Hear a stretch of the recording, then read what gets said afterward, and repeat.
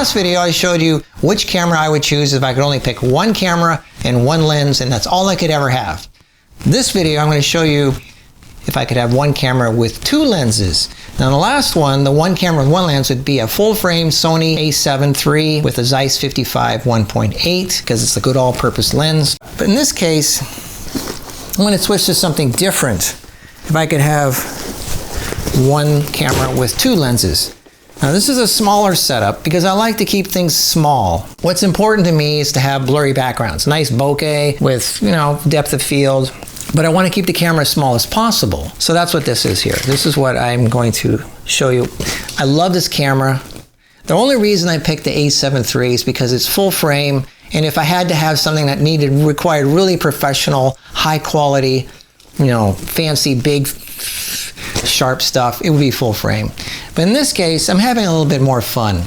And that means I'm switching to APS-C, and I think I could do some pretty good pictures. Always cover all areas. You don't always need full frame. As a matter of fact, I think most of the stuff that I do, I could always do the same thing with APS-C. First of all, the camera that I would use, any of the 6000 series, it's a smaller camera than the full frame. Here's some pictures I took with it, and I'm just really, really happy with it. I could do most of the stuff that I do with full frame, I can do with this. I'm happy enough with the quality. I am blowing some stuff up to canvas-sized prints that I hang on the wall, and the quality still holds up enough for me. I'm not going up to them with a microscope. As long as they look good from 4 feet away, I'm okay with that. For me, for what I'm doing, plus most of it's internet stuff anyway, this is more than enough for me. It's lighter, smaller, more portable.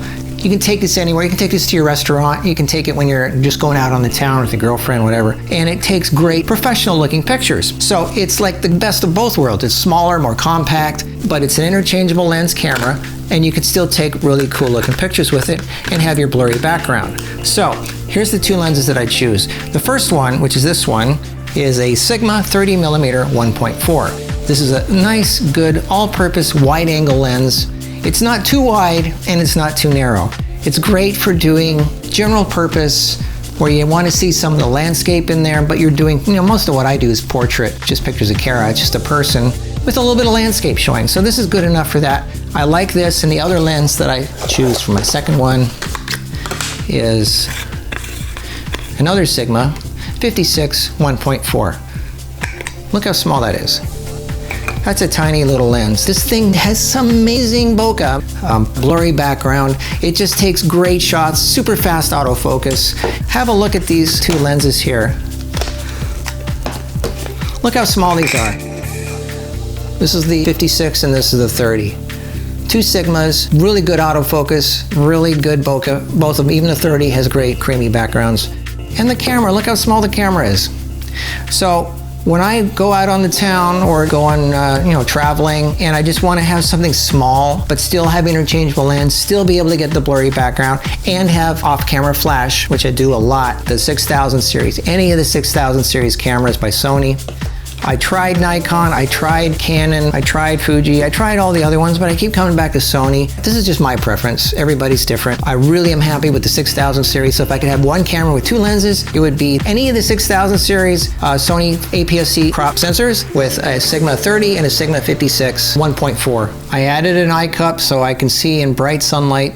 It's really good for reviewing things and not having light leaking into it. Right now I have a 6300. I made a video, I'm going to make a video about why I don't like the 6400. I'm going to give it away or return it. I'm switching back to my 6300. I know they're coming out with a 66, 67, whatever. So this is my choice for if I could have one camera with two lenses. APS-C crop Sony with these two lenses. All right, that's just me. Cute little fun things to talk about. I'll see you in the next Marcus Picks. Stay tuned for more tips, tricks, whatever fun stuff for photography. See ya.